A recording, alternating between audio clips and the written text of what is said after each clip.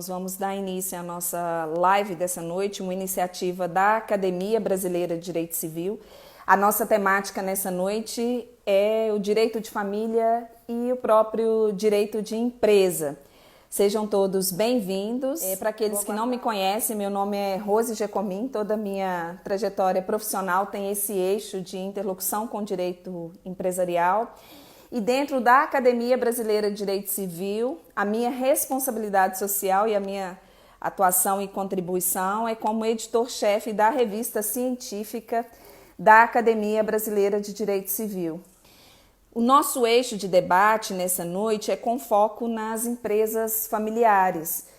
Então, nós temos um índice muito elevado do formato de agente econômico ou de empreendedor nesse formato de empresas familiares, já que na escolha desse sócio, na escolha dessa pessoa que vai ser um grande potencial, né, como seu par nas atividades empresariais, é muito comum essa afinidade que tem familiar, ela ser transformada também dentro desse diagnóstico das empresas familiares. Uma sociedade limitada, por exemplo, pode ser constituída ali na pluralidade de sócios entre os cônjuges, entre o marido e a mulher, não é? Ou entre pais e filhos, não é? Ou entre irmãos. Então, o direito de família, ele conversa diretamente com a constituição dessas empresas familiares. Se é um casal que constituiu essa empresa familiar, por exemplo, ali nós observamos o regime de bens desse casal, porque o patrimônio que se constitui dessa empresa familiar também comunica com essa divisão de patrimônio, se esse enlace matrimonial, se ele não der certo, né? Então, dentro das empresas familiares, tem esse olhar também desde a concepção ou desde esse momento que você dá esse passo maior e constitui uma família ou mesmo um enlace matrimonial. Um outro eixo importante que vai dar início aos nossos debates é o planejamento sucessório. Poucas pessoas sabem, mas no nosso ordenamento jurídico, das empresas que estão em vigor, a minoria delas trabalha com preventivo. Esse preventivo seria justamente o consultivo. Antes de gerar um incidente processual, com uma ação de inventário, quando um dos sócios, por exemplo, quando ele vem a óbito, com o consultivo você consegue planejar e deixar como se fosse uma última disposição de vontade o caminho ou os próximos passos daquela empresa quando o fundador não tiver mais entre eles, né, entre os sócios remanescentes. Então vejam bem, meus amigos, menos de 20% das empresas familiares constitui essa figura e essa estrutura de planejamento sucessório. E ali os papéis, eles acabam se confundindo, que são os papéis entre o gestor fundador e a hierarquia entre pais e filhos ou entre os cônjuges, que dá início aos debates dessa noite. Eu já observei que a doutora Sofia, ela já está em cena. Eu vou com a doutora Sofia. E a doutora Sofia, ela, com especialidade em Direito de Família, a doutora Sofia, ela é vice-presidente do Instituto dos Advogados aqui em Minas Gerais, uma amiga muito querida. Ela atua também na Academia Brasileira de Direito Civil, que é bem o nosso braço da nossa responsabilidade social, né, Sofia? Seja muito bem-vinda. Boa noite, muito obrigada pelo convite, querida Rose.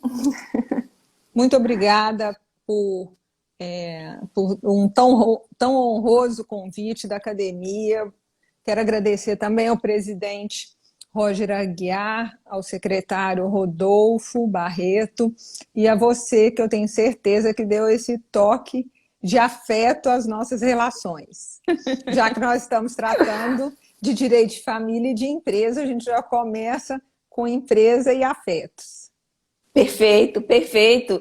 E para moderar o nosso debate, o que eu estava conversando com eles, a importância do direito de família dentro do direito empresarial nas empresas familiares, porque esse vínculo de afetividade entre os sócios, né, remanescentes ou não, e entre a dificuldade que esse sócio gestor também tem em lidar com problemas que são iminentes ou problemas que são muito pontuais, já que a única certeza que a gente tem na vida, né, minha querida, é que um dia a gente vai morrer, a ausência desse planejamento sucessório. Então, eu fiz essa introdução prévia para te ouvir, como que você está nesse momento de isolamento social, enfim, como que está a sua rotina do outro lado e da gente iniciar os nossos debates com essa primeira pauta, fica lá no finalzinho do Código Civil, Direito das Sucessões, mas que ele é tão importante para o direito de família e para o direito empresarial também. Eu queria começar com algo que eu costumo dizer, que toda empresa familiar tem um componente emocional. E quando eles falam do componente emocional, é exatamente o que nós tratamos como sendo subjetivo. O afeto, e muitas vezes essa empresa é uma empresa com alma, no sentido de que as emoções, elas podem falar mais do que o aproveitamento das empresas. E isso vem de relações familiares.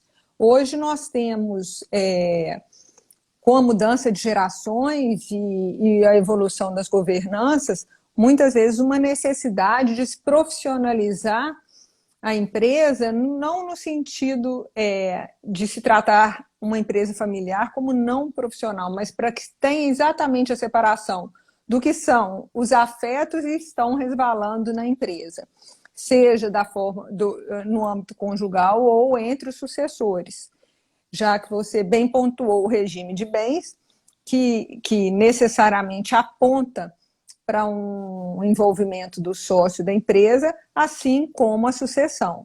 Então, é um grande desafio nós termos essa separação, porque o histórico cultural da empresa, ele é muito forte. Então, muitas vezes, aquele fundador que gerou uma primeira atividade, que trabalhou de uma certa forma, não coincide com as ideias que os eventuais sucessores pretendem, ou até mesmo os gestores, porque algumas vezes os gestores não coincidem com aqueles que são os sucessores, os parentes, os familiares. Porque nós podemos ter um problema em vida e o problema após a morte. Já em vida, com um conflito que poderá desaguar na alienação das cotas, ou até mesmo na recuperação judicial, e, consequentemente, nós temos inúmeros problemas nas relações familiares. Então, como tratar de uma forma mais profissional? Sem dúvida alguma, é ter uma valorização maior de como estruturar essa empresa. E isso resvala no direito de família e no direito sucessório.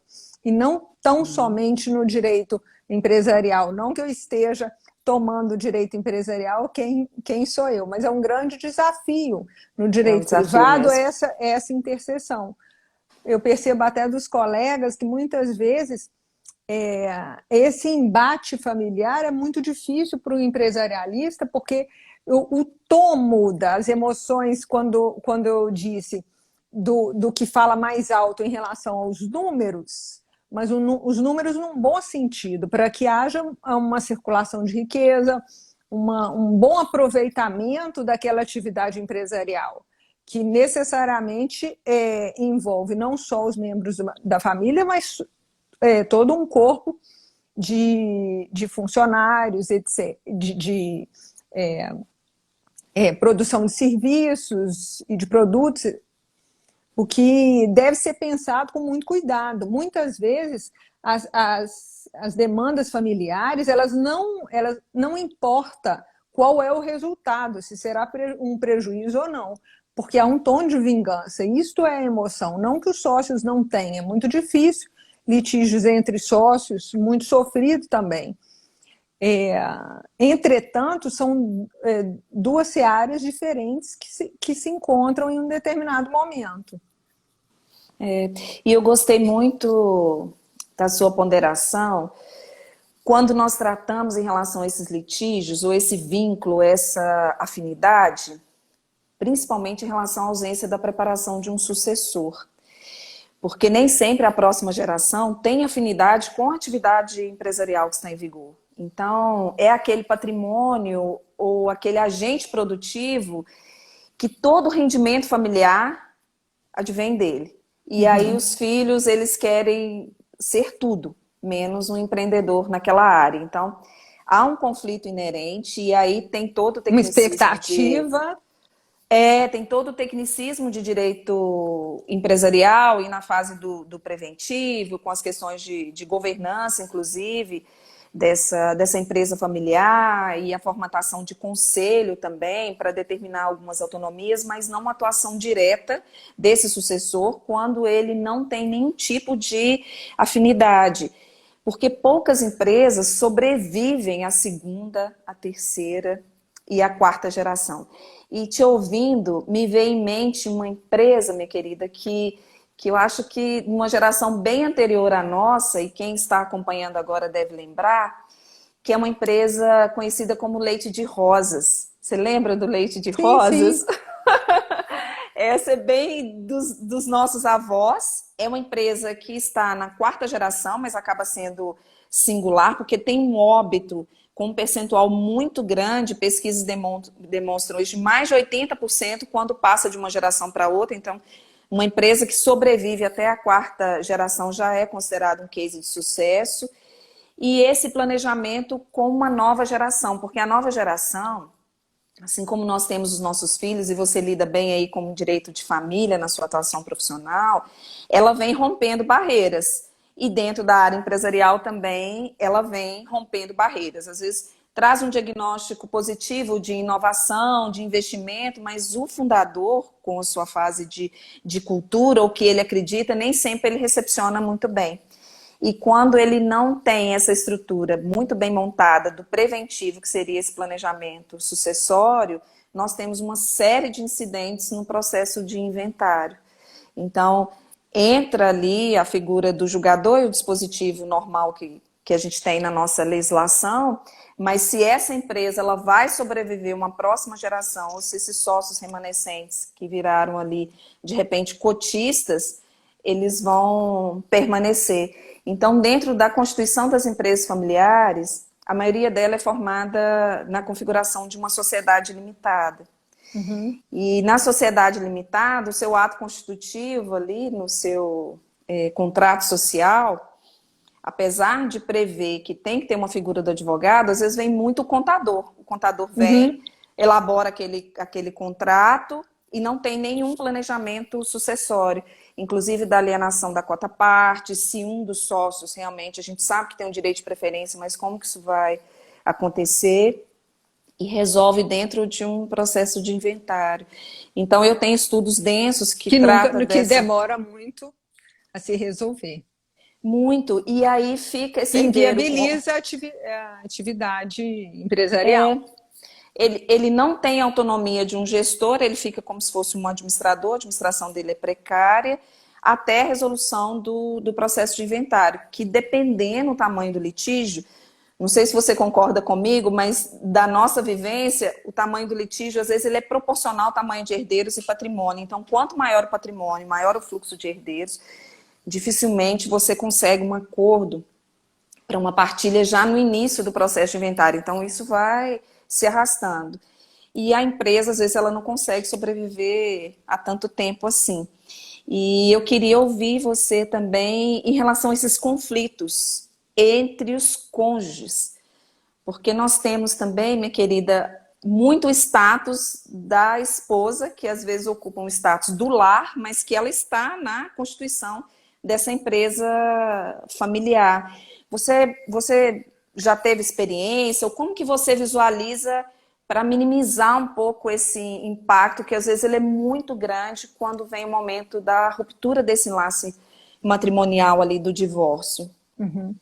Eu queria, antes de te responder, cumprimentar competentíssimo e amigo, professor Marcelo Milagres, que fez um comentário dizendo que nós não lembraríamos do Leite de Rosas, mas que ele possivelmente se lembra, embora muito jovem.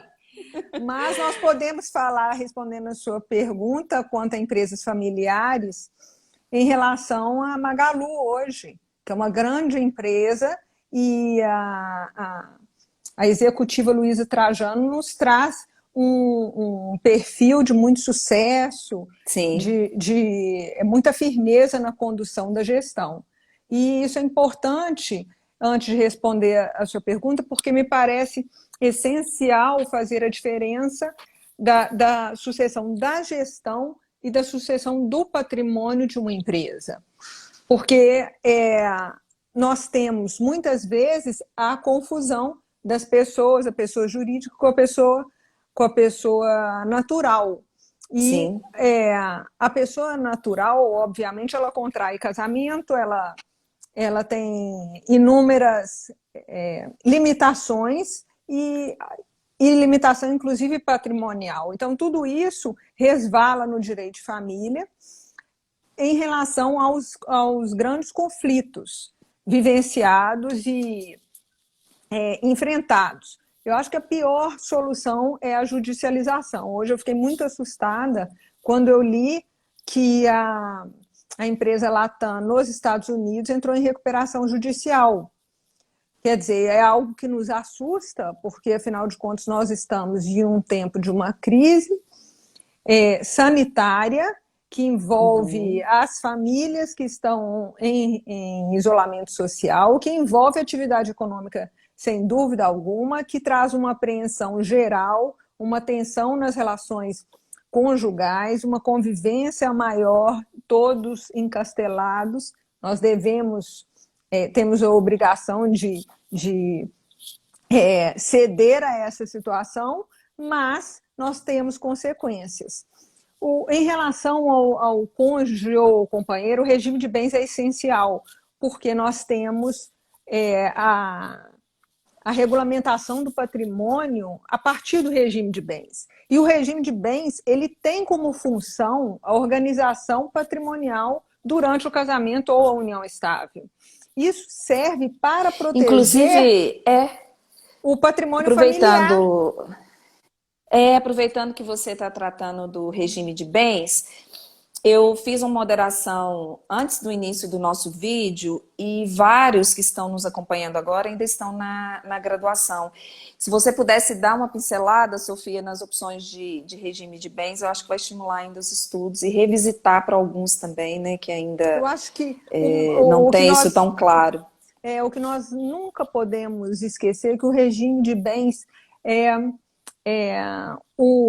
a organização patrimonial durante o casamento. Então, é um conjunto de normas que regulamentam o patrimônio durante o casamento. Isso é necessário de ser dito não da graduação, mas se relembrar muitas vezes em atendimento, porque não se compreende a formação de um patrimônio se só um dos cônjuges trabalha, se só um dos cônjuges se dedicou, se o cônjuge é aquele que a família é multiespécie.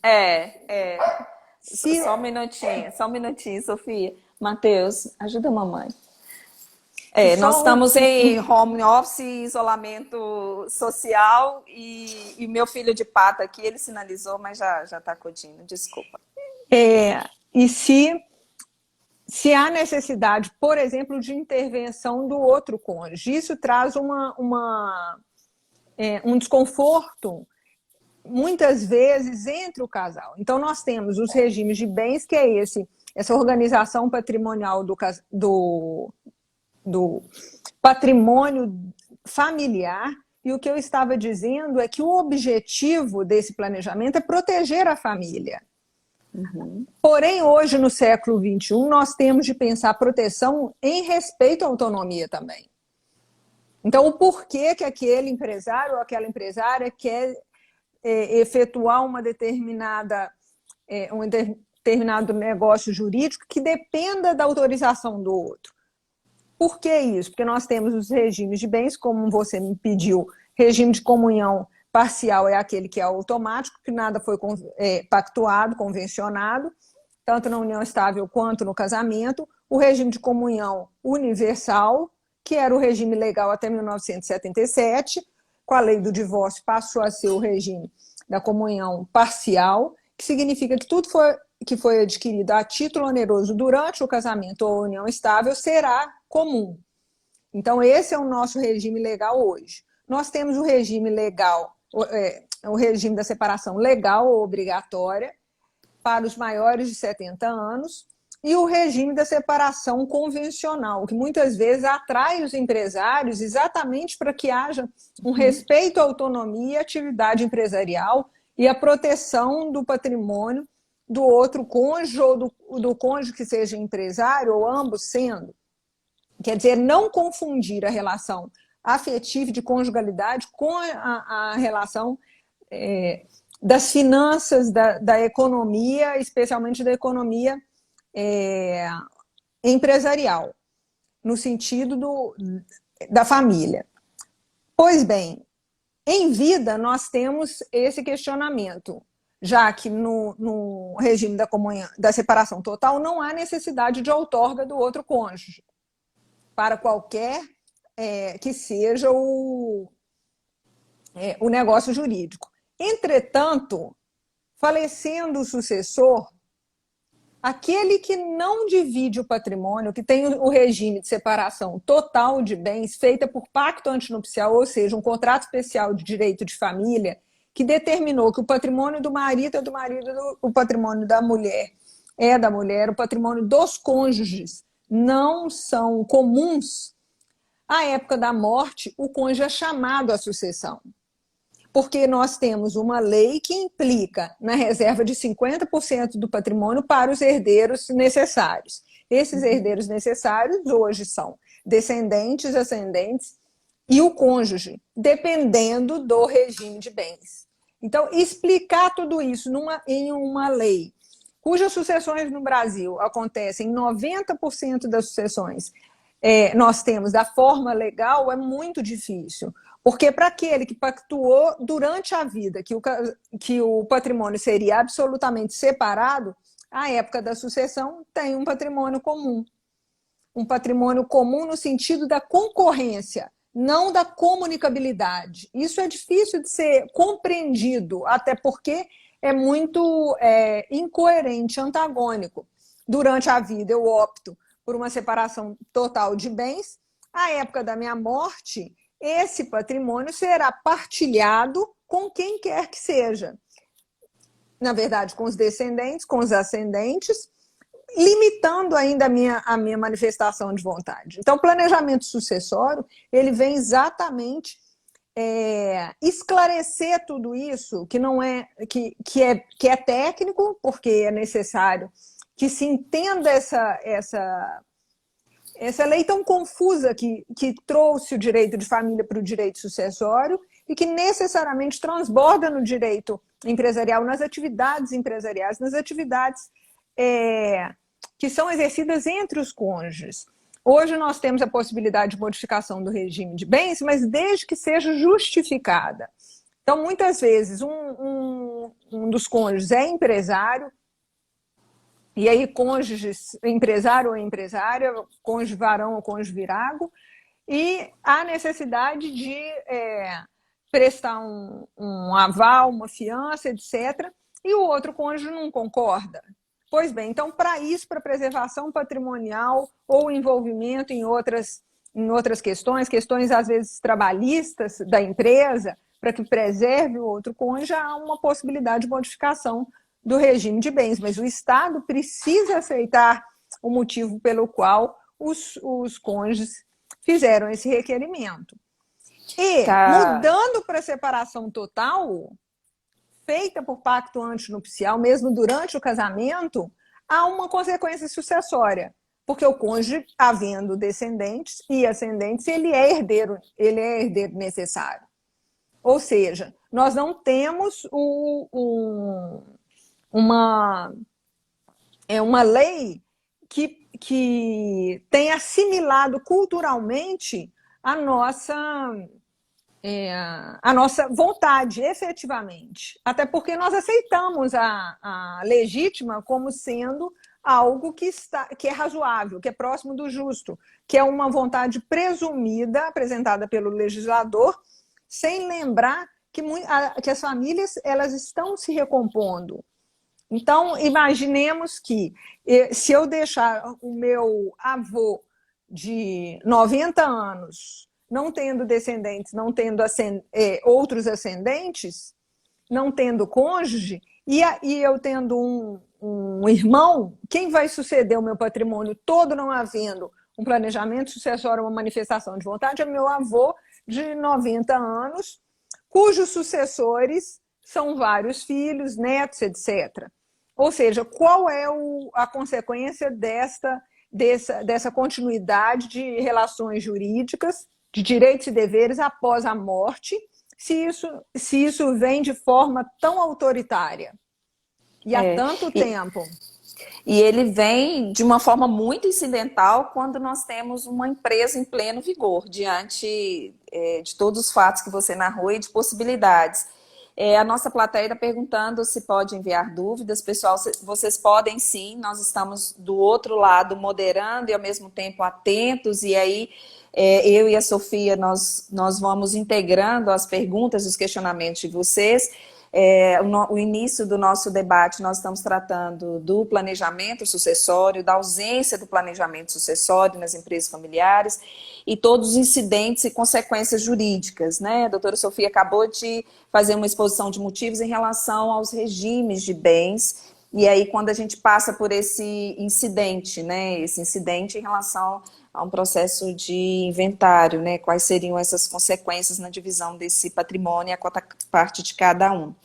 E Sofia, até nomear esse inventariante entra de forma precária dentro dessa empresa que está em pleno vigor. Se tem os sócios remanescentes, dificilmente ele vai conquistar a confiança em um primeiro plano. Então, o que se utiliza muito nos processos de inventário é a aplicação do artigo 1028, porque ali vai alienar a cota parte se o contrato social ele não dispuser de uma forma diferente. E aí, como nós comentamos lá no início do nosso debate, que a maioria deles é realizado, entabulado pelos contadores, que não faz, realmente não passa por essa estrutura de um tecnicismo, né, de profissional da nossa área, com planejamento sucessório, esses contratos sociais, a maioria da estrutura dele é um contrato social silente, ele não prevê esse momento de transição, não é? Que é o momento que a gente deve repensar muito nele.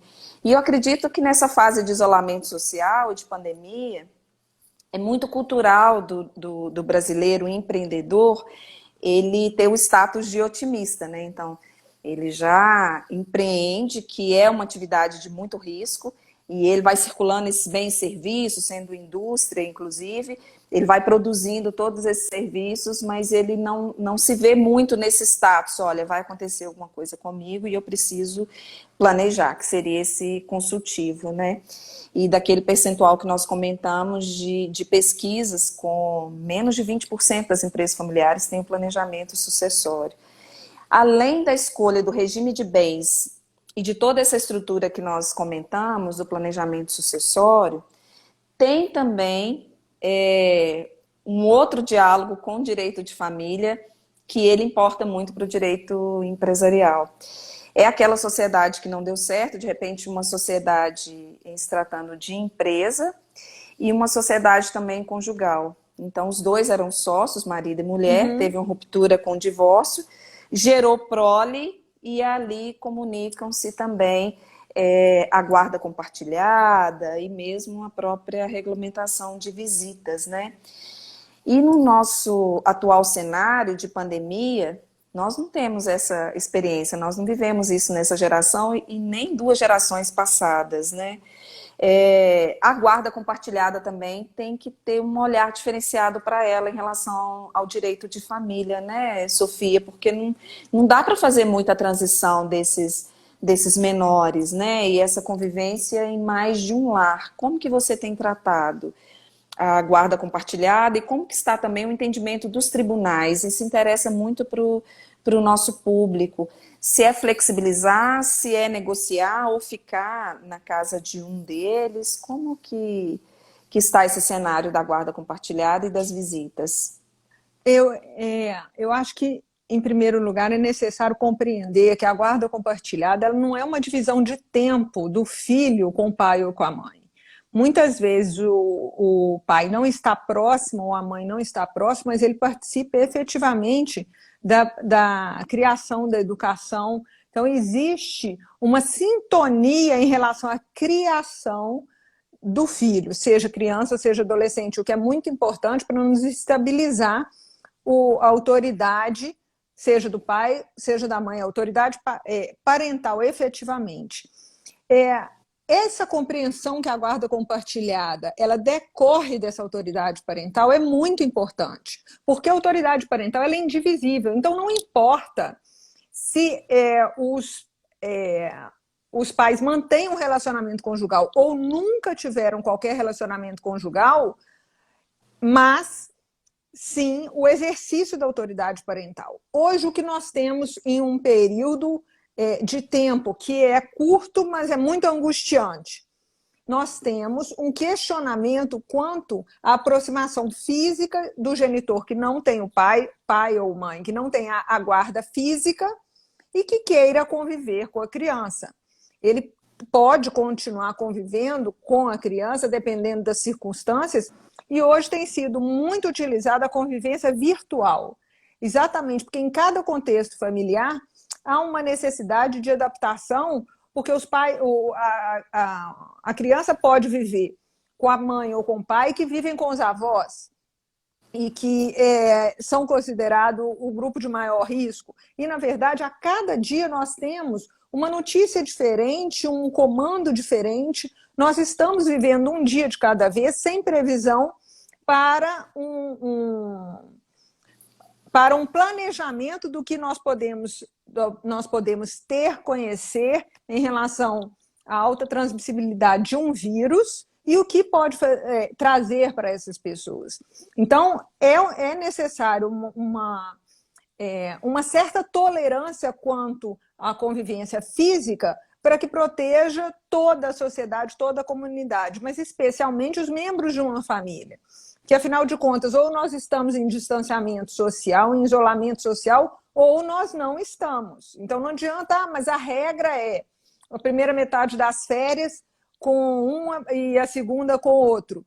Se a primeira metade das férias, aquele que ficará com as crianças, vive com os pais, com os avós, que tenham algum tipo de vulnerabilidade maior, ele está expondo toda a família. Então, eu acho que a compreensão da guarda compartilhada ela precisa ser dita, falada. Eu defendo muito esse esclarecimento, porque a guarda compartilhada ela não é guarda alternada. A guarda alternada é aquela que o filho fica ora na casa do pai, ora na casa da mãe.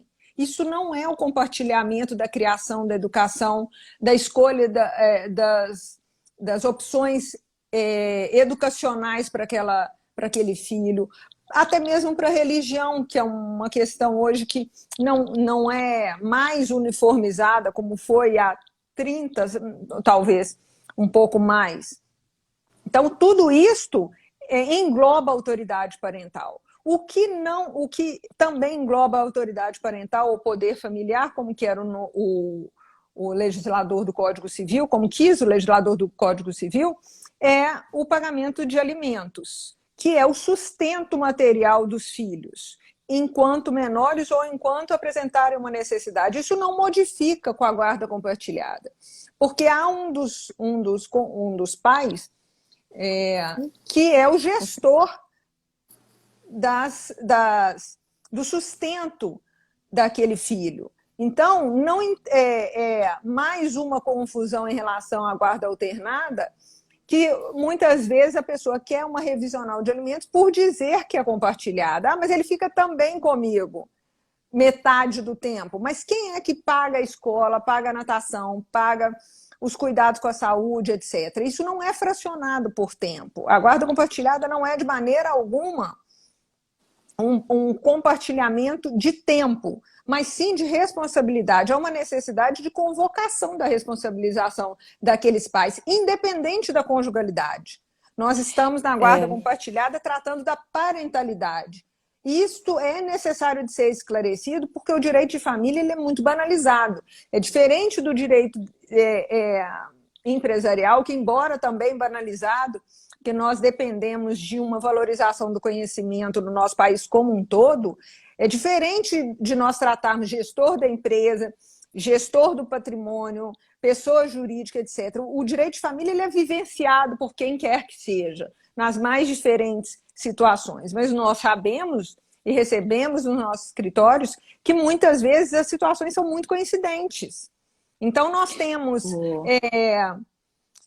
Pois não, desculpe. Não, pode, eu vou esperar você encerrar Então, eu acho o que nós raciocínio. temos a necessidade de esclarecer vários desses pontos, seja o planejamento do patrimônio familiar, do patrimônio familiar, como disse o professor Caio Mário, é muito usado em Portugal, para a proteção daquela família. É por isso que existe a outorga conjugal.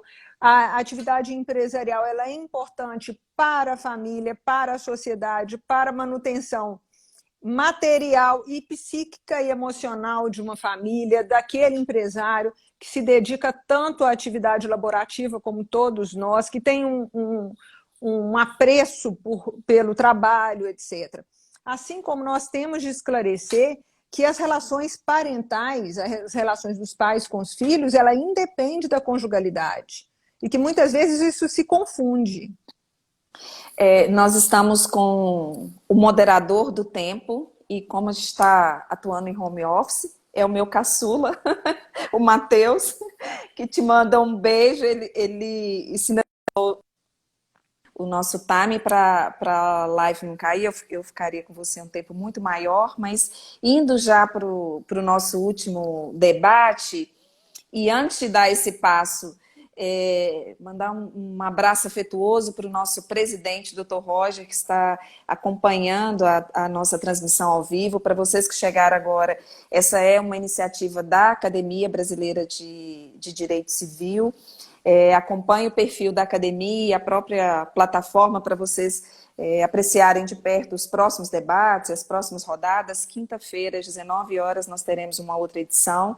E o nosso membro fundador, que também é um querido, uma pessoa que acompanha a bela trajetória, e você também, Sofia, que gosta muito dessa área de direito de família, que está acompanhando a nossa live, e é o professor Guilherme Calmon. Ele já mandou referências e mandou um abraço para a gente. E tem um pré-questionamento também. No nosso último bloco, nós modelamos justamente essa estrutura de alimentos e a própria execução de alimentos, porque a execução de alimentos, sob pena de prisão civil, agora também ela está em um outro status, né? E a Sofia também vai comentar com vocês. Então, o uso da tecnologia que a gente observa é aproximar laços.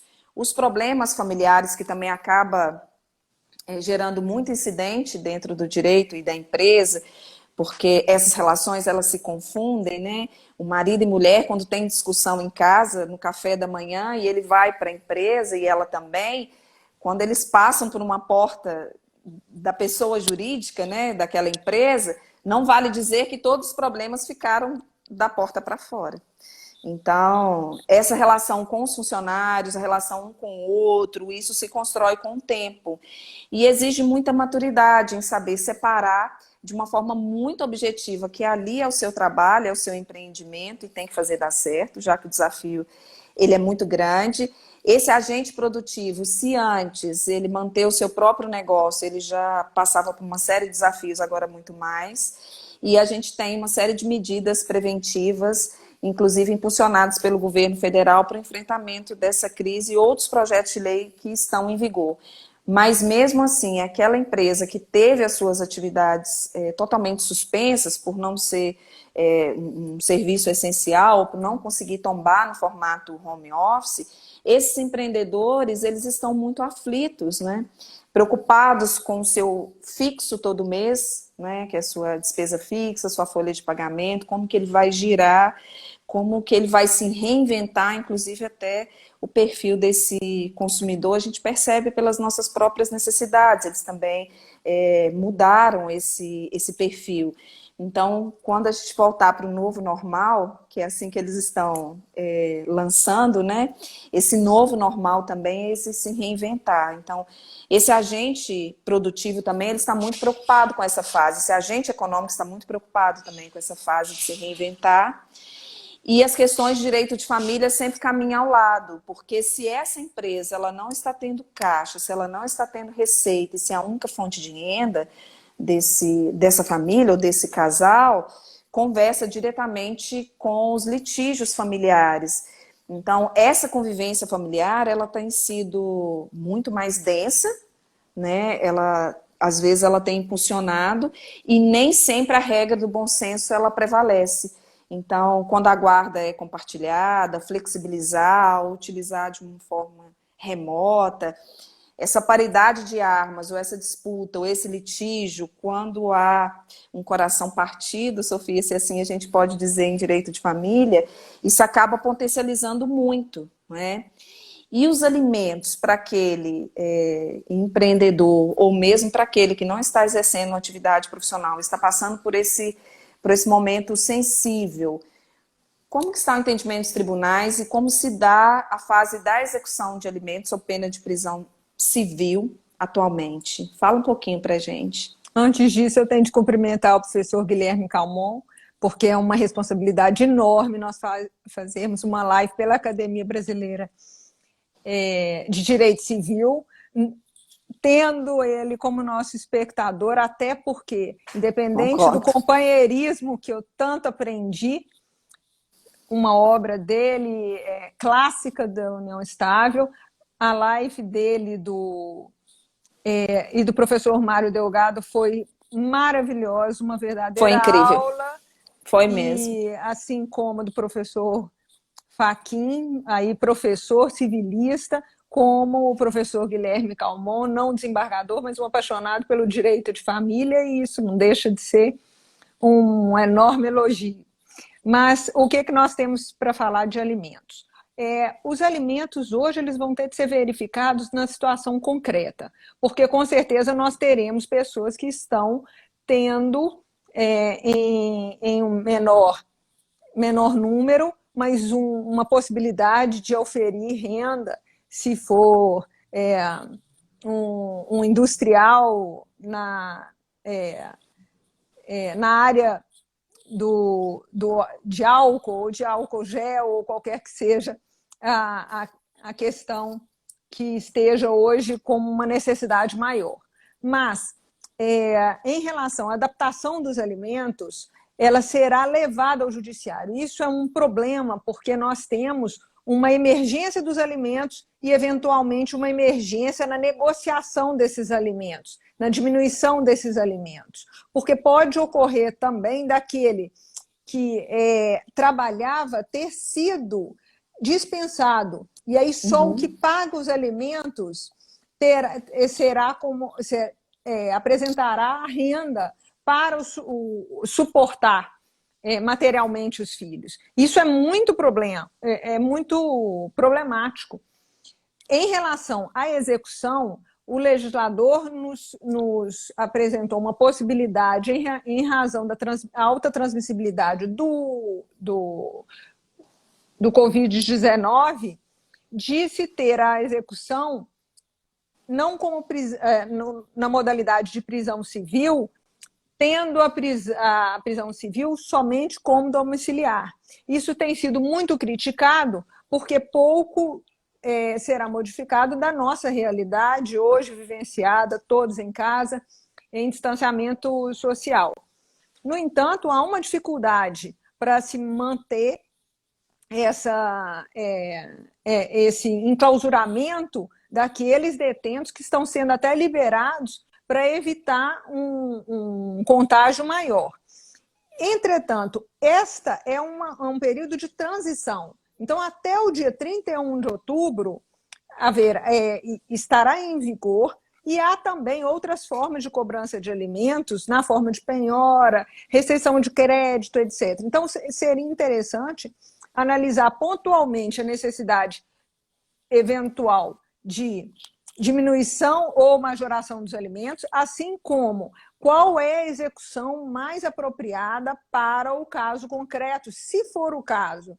Porque não adianta também buscar o judiciário sem que haja uma tolerância para a adaptação de todos nós, porque, afinal de contas, nós estamos em menos de 70 dias desse período tão traumático. Mas não é um período longo se nós observarmos a história. É muito tenso, mas há de se ter um bom senso para que seja determinada uma estratégia e uma solução melhor para cada caso.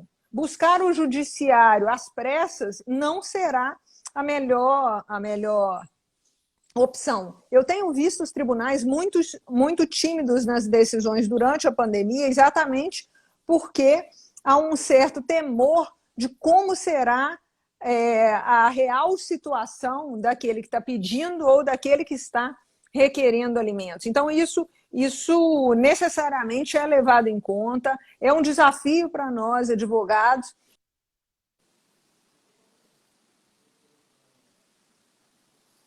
Ação muito cuidadosa. Então, agora já para a gente encerrar, Sofia, fechando o seu raciocínio, em relação ao direito de empresa, distante do direito de família, que geralmente tem varas especializadas e muitas varas especializadas, ou uma vara única que lida na área civil e que tem uma interlocução mais simples, o direito empresarial nem sempre tem essa vara especializada.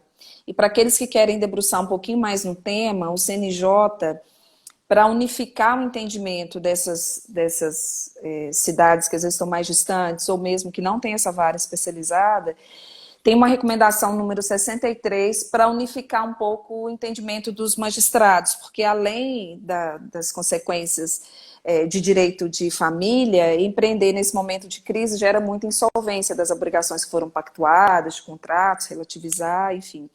Então, antes do 1179 virar um projeto de lei, virar uma lei em vigor, né?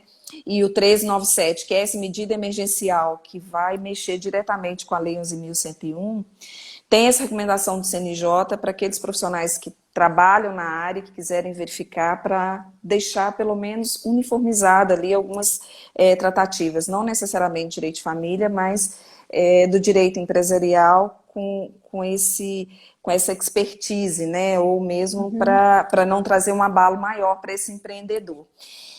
E eu queria ouvir de você, antes da gente encerrar, que a nossa live ela já se esgotou, uma mensagem para deixar para aqueles que gostam de direito de família ou quiserem debruçar os estudos em direito de família.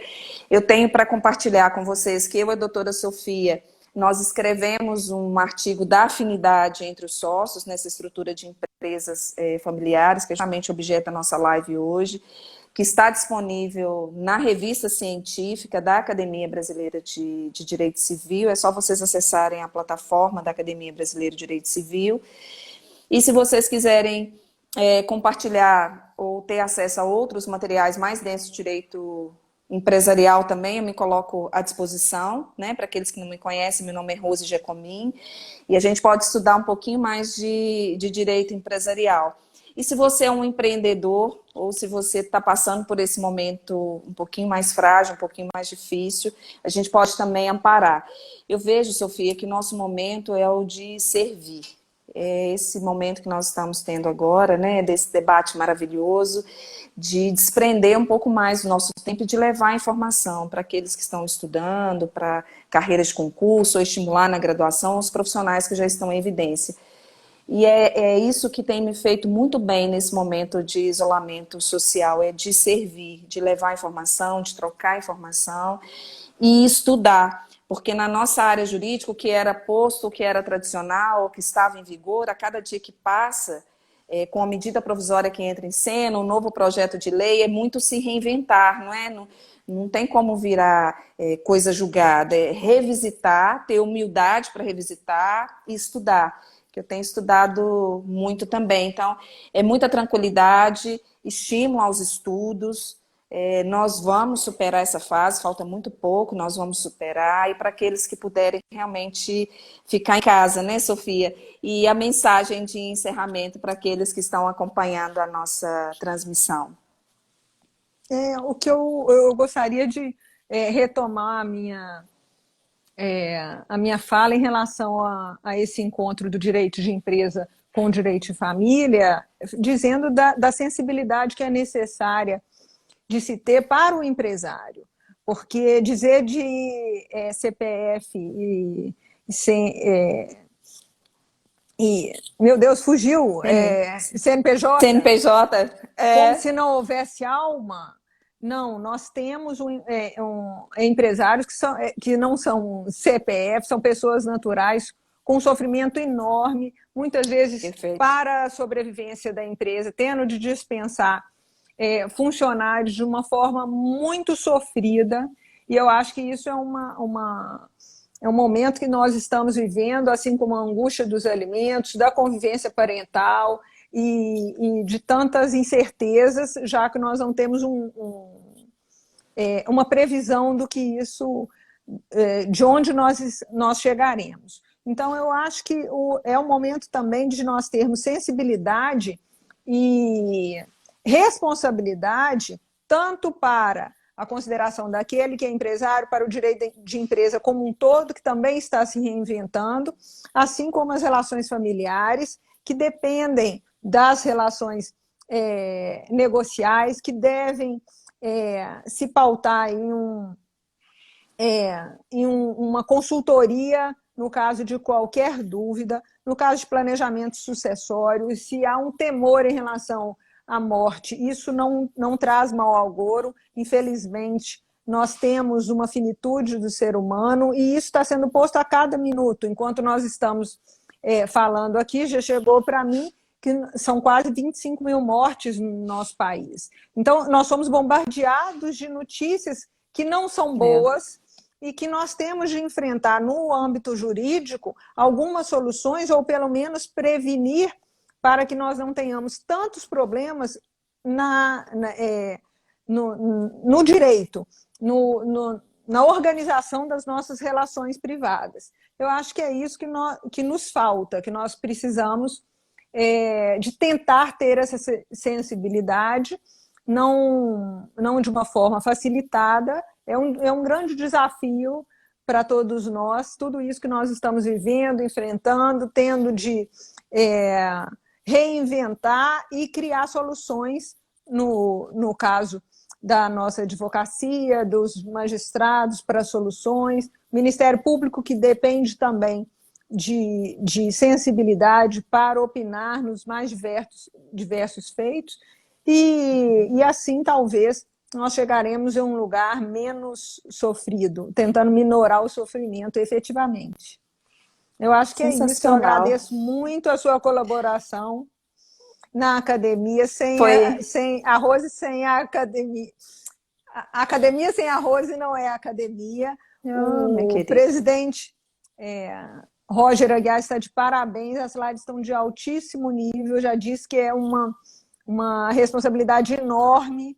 Imaginemos o professor Fachin na quinta-feira e nós aqui soltamos algumas palavras, e eu agradeço muitíssimo, espero que dias melhores venham para que a gente possa se encontrar pessoalmente, trocando vírus de conhecimento.